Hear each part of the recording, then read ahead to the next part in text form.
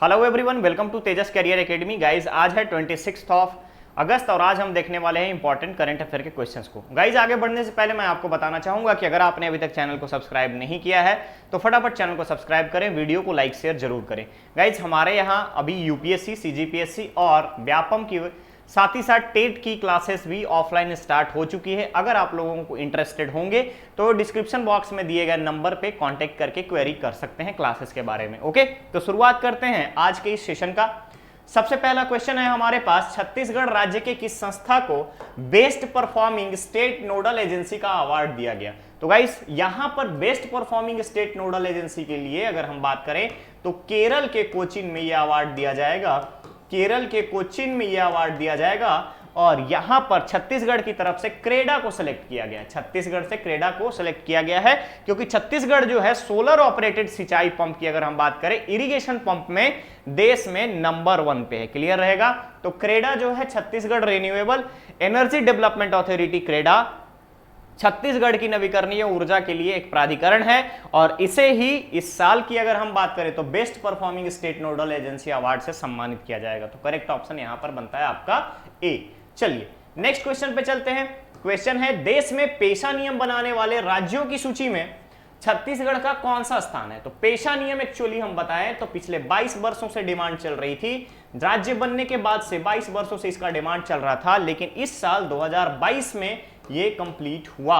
ठीक है, 2022 में ये कंप्लीट हुआ और पेशा नियम बनने के साथ साथ बहुत सारे अधिकार ग्राम सभा को चले गए। ग्राम सभा को चले गए, जैसे भूमि अधिग्रहण अधिकार, ठीक है, भूमि अधिग्रहण अधिकार, अधिग्रहण अधिकार, लघु वनोपज, ठीक है, लघु वनोपज, ध्यान रखिएगा, लघु वनोपज, वनोपज अधिकार, ठीक है, लघु वनोपज अधिकार। इसके अलावा जल प्रबंधन, जल प्रबंधन, प्रबंधन, ग्राम सभा संरचना, ग्राम सभा संरचना बदली गई। ठीक है, ग्राम सभा संरचना बदली गई जिसमें 50% सीट आदिवासी क्षेत्रों के लिए रिजर्व कर दिया गया, यानी आदिवासी क्षेत्र के ग्राम सभाओं में 50% आरक्षण आदिवासी मेंबर को दिया गया, आदिवासी समुदाय के लोगों को दिया गया। क्लियर रहेगा? तो करेक्ट ऑप्शन है यहां पर आपका 7th, ऑल इंडिया में 7th नंबर पे है पेशा नियम को लागू करने में छत्तीसगढ़। आगे बढ़ते हैं, दूसरा क्वेश्चन है, अबू धाबी में आयोजित मिक्स मार्शल आर्ट में, मिक्स मार्शल आर्ट की अंतरराष्ट्रीय प्रतियोगिता में राज्य के किस जिले की व्यक्ति को रजत पदक मिला है या जीता है? तो ध्यान रखिएगा, अबू धाबी में आयोजित मिक्स मार्शल आर्ट की अंतरराष्ट्रीय प्रतियोगिता में बस्तर की पलक नाग ने, याद रखेंगे, बस्तर की पलक नाग ने रजत पदक जीता है और वो बस्तर की रहने वाली है। ध्यान रखिएगा, रजत पदक, रजत पदक, सिल्वर मेडल जीता है, बस्तर की रहने वाली है। करेक्ट ऑप्शन यहां पर क्या बनेगा आपका? सी।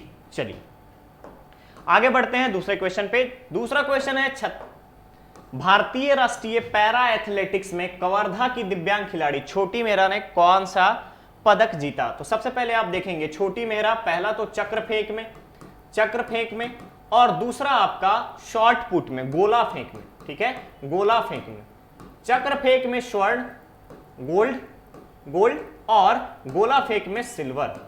ठीक है, इन दोनों में अगर हम बात करें तो दोनों में स्वर्ण और रजत पदक जीती हैं। तो याद रखिएगा, कवर्धा का नाम आ रहा है, खिलाड़ी हैं छोटी मेहरा, चक्र फेंक और गोला फेंक में स्वर्ण पदक और रजत पदक जीती हैं। साथ ही साथ आप कवर्धा से एक और एथलेटिक्स या फिर पर्वतारोही का नाम याद रखेंगे जिनका नाम है अंकिता गुप्ता। अंकिता गुप्ता जिला पुलिस आरक्षक हैं, कवर्धा में ही पोस्टेड हैं और अंकिता गुप्ता हाल ही में माउंट एल्ब्रूस पे, याद रखिएगा, माउंट एल्ब्रूस पे तिरंगा लहराया है, try colour, try colour host किया, याद रखिएगा, ट्राई कलर होस्ट किया। क्लियर रहेगा? तिरंगा लहराया है 15 अगस्त के दिन। तो यहां पर करेक्ट ऑप्शन बनता है आपका सी। नेक्स्ट क्वेश्चन पे चलते हैं। क्वेश्चन है, छत्तीसगढ़ राज्य स्वास्थ्य विभाग ने आयुष्मान योजना में कितने नए चिकित्सा उपचार शामिल करने की घोषणा की है? तो गाइस ध्यान रखिएगा, आयुष्मान योजना भारत सरकार यानी केंद्र सरकार की योजना है जिसमें 60% और 40% की हिस्सेदारी होती है जिस भी स्टेट में चलता है। 60% का जो ये हिस्सेदारी है ये बीपीएल परिवारों के लिए होता है, 40% में अदर आ जाते हैं। क्लियर रहेगा? क्लियर रहेगा। और आयुष्मान योजना को छत्तीसगढ़ में डॉक्टर खूबचंद बघेल स्वास्थ्य योजना के नाम से चलाया जाता है। डॉक्टर खूबचंद बघेल, खूबचंद बघेल स्वास्थ्य योजना के नाम से चलाया जाता है। क्लियर रहेगा? तो अभी इस बार स्वास्थ्य विभाग के द्वारा 25 नए चिकित्सा उपचार को शामिल किए जाने की घोषणा की गई है। ठीक है, 25 नए उपचार को शामिल करने की घोषणा की गई है। तो करेक्ट ऑप्शन बनता है आपका 25। क्वेश्चन है इलस्ट्रेटेड रिपोर्टिंग और कमेंट्री के लिए, ध्यान से देखिएगा, इलस्ट्रेटेड रिपोर्टिंग और कमेंट्री के लिए किस व्यक्ति को पुलित्जर सम्मान 2022 से सम्मानित किया गया है। तो आपको पता होना चाहिए कि ये पुलित्जर सम्मान जो है इस बार का, ये बांग्लादेश की रहने वाली फहमीदा अजीम, याद रखेंगे आप, रहने वाली फहमीदा अजीम को मिला है। और ये फहमीदा अजीम यूएस बेस्ड, ध्यान रखिएगा, यूएस बेस्ड कंपनी में ऑनलाइन मैगजीन की एडिटर, मैगजीन में काम करती है, ऑनलाइन मैगजीन की एडिटर है। तो ध्यान रखेंगे यहां पे किसे मिला है, फहमीदा अजीम को। कहां की रहने वाली है, बांग्लादेश की रहने वाली है, क्लियर रहेगा। चलिए आगे बढ़ते हैं नेक्स्ट क्वेश्चन पे। क्वेश्चन है खेलो इंडिया यूथ गेम्स में छत्तीसगढ़ के कितने खिलाड़ियों ने भाग लिया। तो खेलो इंडिया यूथ गेम्स कहां हुआ, हरियाणा के पंचकूला में, याद रखेंगे, हरियाणा के पंचकूला में, याद रहेगा, हरियाणा के पंचकूला में। और इस खेल में छत्तीसगढ़ से 13 खेलों के लिए, 13 गेम्स के लिए 122 खिलाड़ी, ध्यान रखिएगा, 122 खिलाड़ियों ने भाग लिया, 122 खिलाड़ियों ने भाग लिया। तो करेक्ट ऑप्शन बनता है यहां पे 122, करेक्ट ऑप्शन इज बी। ठीक है, आगे बढ़ते हैं नेक्स्ट क्वेश्चन पे।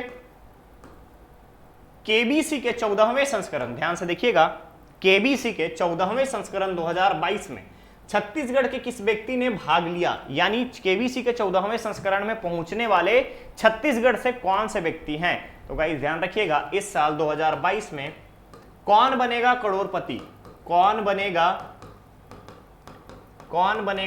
करोड़पति। करोड़पति में भाग लेने वाले 14वें संस्करण में 14th एडिशन में, याद रखिएगा, 14th एडिशन में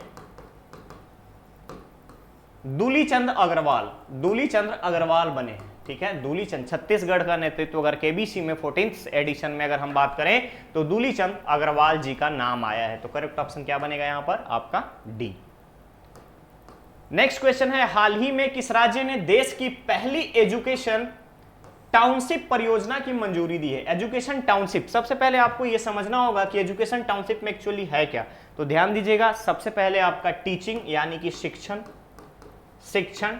शिक्षण के बाद ट्रेनिंग मतलब हो गया प्रशिक्षण, उसके बाद फिर स्किल डेवलपमेंट, कौशल विकास। ठीक है, सब कुछ एक ही जगह पर मिलेगा, क्लियर रहेगा। तो ध्यान रखिएगा, एजुकेशन टाउनशिप परियोजना यूएस के तर्ज पर, USA, United state of America में एजुकेशन टाउनशिप बहुत सारे आपको देखने को मिल जाएंगे। उसी तर्ज पर शिक्षण, प्रशिक्षण और कौशल विकास हेतु उत्तर प्रदेश सरकार ने, ध्यान दीजिएगा, उत्तर प्रदेश सरकार ने परियोजना की मंजूरी दी है। ठीक है, correct option is a. Uttar Pradesh में अगर हम बात करें तो उत्तर प्रदेश में आप अगर देखेंगे तो उत्तर प्रदेश में हाल ही में बहुत सारे एक्सप्रेसवे बनाए गए हैं, नए नए एक्सप्रेसवे, जो कि रिसेंट एक्सप्रेसवे है आपका बुंदेलखंड एक्सप्रेसवे, क्लियर रहेगा, बुंदेलखंड एक्सप्रेसवे। आगे बढ़ते हैं आज के सेशन के लास्ट क्वेश्चन पे। क्वेश्चन है, हिंदुस्तान पेट्रोलियम निगम लिमिटेड ने गोबर से संपीड़ित अपने पहले बायोगैस परियोजना कहां शुरू की है। एचपीसीएल, ध्यान रखिएगा, एचपीसीएल ने पहली अपनी बायोगैस परियोजना कहां शुरू की है। तो guys, Hindustan petroleum corporation limited ने राजस्थान के जालौर डिस्ट्रिक्ट के संचौर में, ध्यान रखिएगा, संचौर में अपनी पहली बायोगैस परियोजना शुरू की है। ठीक है, तो याद रखेंगे आप, Rajasthan is the correct answer, correct option is B. ठीक है, क्लियर रहेगा। चलिए आगे बढ़ते हैं। अब बारी है आपके स्टूडेंट धर्मा की, जहां पे आप इस क्वेश्चन का आंसर आप कमेंट बॉक्स में कमेंट करके देंगे। क्वेश्चन है, प्रतिवर्ष विश्व गुजराती भाषा दिवस कब मनाया जाता है। प्रतिवर्ष विश्व गुजराती भाषा दिवस कब मनाया जाता है। गाइस ध्यान रखिएगा, विश्व गुजराती भाषा दिवस की अगर हम बात करें तो गुजराती भाषा लाया किसने है, तो कवि नर्मद ने। कौन लाया है, कवि नर्मद ने, याद रखिएगा, कवि नर्मद ने, क्लियर रहेगा। गुजराती भाषा के जनक के रूप में बोलिए, पिता के रूप में बोलिए या निर्माता के रूप में बोलिए, कवि नर्मद का नाम आता है गुजराती भाषा के लिए। तो इसका आंसर आपको कमेंट बॉक्स में कमेंट करके बताना है। ओके, तो मिलते हैं हम लोग नेक्स्ट क्लास में, नेक्स्ट लेक्चर में। बने रहिए तेजस करियर एकेडमी के साथ, चैनल को सब्सक्राइब करें, वीडियो को लाइक शेयर जरूर करें। गाइज ऑफलाइन क्लासेस से रिलेटेड अगर आपकी कोई इंक्वायरी हो तो आप हमारे डिस्क्रिप्शन बॉक्स में दिए गए नंबर पे कॉल करके क्वेरी कर सकते हैं। Okay, thank you so much.